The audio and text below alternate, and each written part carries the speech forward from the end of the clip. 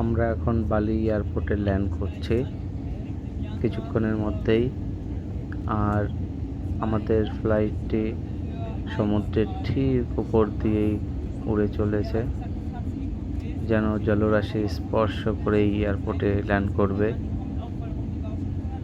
দেখতে অপূর্ব সুন্দর লাগে এই দৃশ্য।